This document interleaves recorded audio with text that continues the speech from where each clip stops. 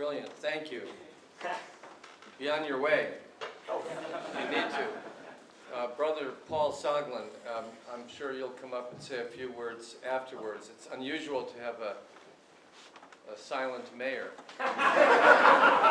Just must be very awkward for him, but he'll be taking notes and commenting at a later moment.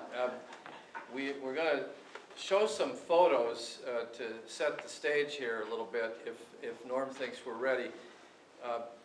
But let me take just 2 minutes to say what I propose to do. I'm here because I have an intense interest in the outcome of this election in Wisconsin, and I'm very pleased that any of you would take time off from your electioneering or campaigning efforts to be here at least for a short while. I hope to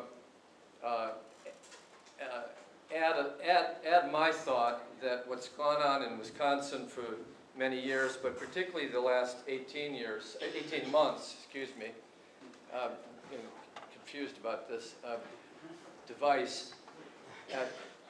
What's gone on in the last 18 months is to me a fulfillment of virtually every dimension of participatory democracy, which was the dream at Port Huron 50 years ago, as outlined in the statement. And I hope to convince you that it's a perspective and a framework that has a recurring life, independent of its authors, independent of its publication, because it always arises where people suffer too much and the institutions are too slow in making a response.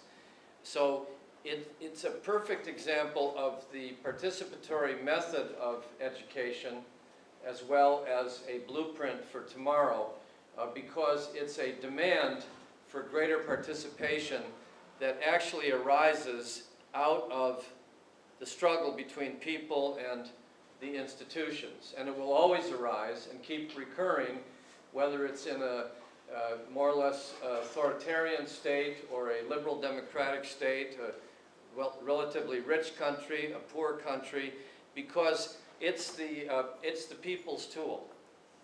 It's the set of values that can be turned into organizing principles that allow people to move when they have to and nobody else will.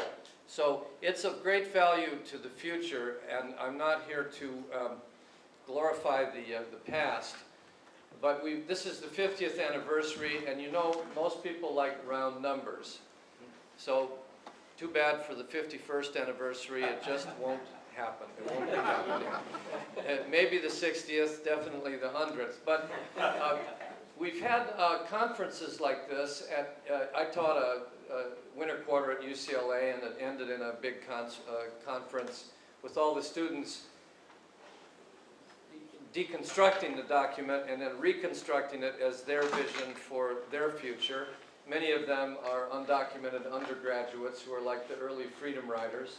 We had a more academic conference at UC Santa Barbara where many good papers were offered and explored.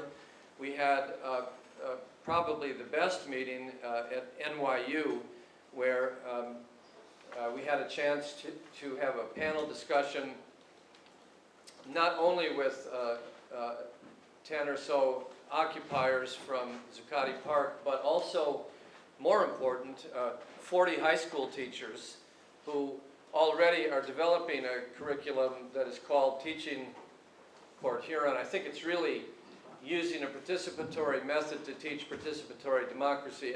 And these 40 high school teachers, were very, very engaged for a long time in preparing for the conference, so there will be after effects. We also had a dialogue at Clark, a dialogue at Harvard a couple of weeks ago at Quincy House. We had an interesting conference where I spoke with Noam Chomsky at MIT, and the list goes on. And these are spontaneously, more or less spontaneously organized. I might have a hand in them by saying, let's do it, I'll be there. But it takes people like the Buells, it takes people like Norm, it takes people like yourselves to make these things happen, and I deeply appreciate it and want you to know that however large or small this event is, and whatever happens here tonight, it's in the context of a dozen of these meetings that are going on from month to month and will culminate in a final meeting in Ann Arbor in October. The American Sociological Association is on the way. A surprise appearance by myself at Port Huron at a high school and community college is being planned. The American Sociological Association, Paradigm Publishers, is putting out a book. The Nation has done a, the Nation is kind of long and dreary. I'm an editor, so I can say that. But they did me the honor of publishing the longest article in the history of the Nation, and it was cut by 5,000. It was cut by 5,000 words. So you can just imagine. And there's more to come. It's a gift that never stops giving. Deeply into it. It's like looking over archaic manuscripts, the Dead Sea Scrolls, something like that. We can get into that in the Q&A. There are things in the document and in the experience of the authors of the document that lead you to one conclusion, and that is that the Port Huron Statement used us to write itself, not the other way around. This is as deep a thought as I can offer, and I can go no further. But there's no fucking way that I could have written it. It's not possible if you read it. And there's sections of it I don't remember at all, and I don't know who wrote them. So it was 50 people at the crest of a great movement, having gone through the experience of jail in Mississippi and Georgia, and the early beginnings of the student activity. I remember being here with student editors and student body presidents in 60, 61, 62. The first campus political party, Slate, back in Berkeley. Something was in the air. There is no question about it. And there is a way in which the words just came gushing forth. And if you've ever had an experience like this, and I think you have had such an experience, lived such an experience the past year or so, you may know what I mean. Something takes you over. It's not that you are in charge. And so that's the background. Now, I want to talk about three things, if I can, in some order. One, because this is a Madison crowd, I want to share with you some thoughts and pictures of the way we were. It's unbelievable. If you can recover from that experience in the dark, I'll give you a few moments, then we will go on to discussing how the document came to embrace participatory democracy, which I think is worth knowing. And then we will try to apply it in a discussion tonight about Wisconsin, about Egypt, about Tunisia, about the road ahead. So if we can, let's see. I've never seen these. They're just inserted, and I will spontaneously comment, or you can throw in your own reflections. That would be what we considered mass publications in those days. You will note the dramatic Madison Avenue quality to the document. It was printed and sold for 35 cents. 60,000 were sold and circulated before a slightly later generation of SDS decided it was much too reformist, which I thought, well, that was the whole point. But they thought that meant it deserved oblivion, and it was never printed again or circulated. It kept popping up in reverential historical monographs about the 60s here and there. It's usually a paragraph of it or a couple of paragraphs. It didn't get reprinted until 2005, and there's some copies of that tonight with an introduction that I wrote in 2005. And it's being reprinted again by Paradigm in this document coming out in September, with 12 reflections by people who were actually at Port Huron. And we'll take a look at them, and I'll give you a sense of what they think now it was all about, what they went through. So that was it. This is a self-serving photo of myself to establish what was happening during that time. And the importance of this is I was on assignment for the Progressive magazine, whose editors I met with earlier today, to cover the Student Nonviolent Coordinating Committee movement in Mississippi. Little did I know. I went down with Paul Potter, who was later president of SDS, and I also had just signed on, after much thinking about it, to be a field secretary for SDS. So my assignment was essentially to cover the birth of a movement and broadcast the story to northern campuses.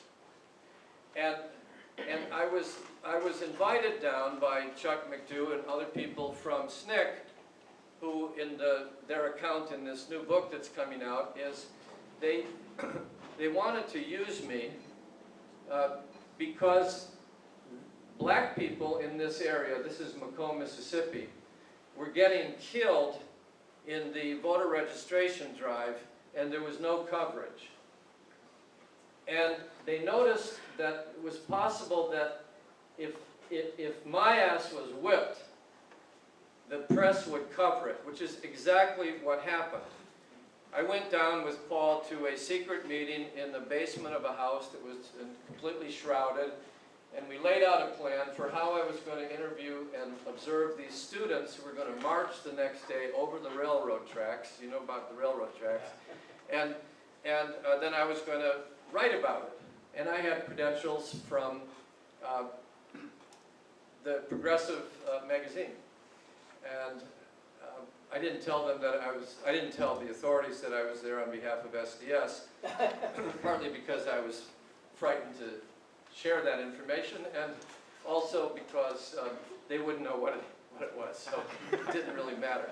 So we go, and no sooner do we get to an observation point for the student march, and the doors of the car are ripped open, and these characters pull us out and stomp us and beat us and kick us, and the police watch, and then the police arrest us.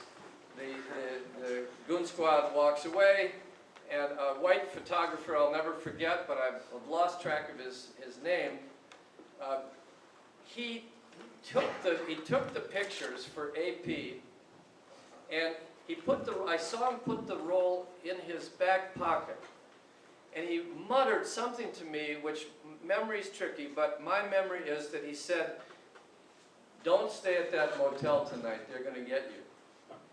So we were then taken by the authorities for interrogation and so on, and flew from there to Atlanta, talked to the FBI about what was happening, flew to the Justice Department, talked to Robert Kennedy's assistant about what was happening. But you'll notice here, can you read that for me? I believe it says an unknown white reporter.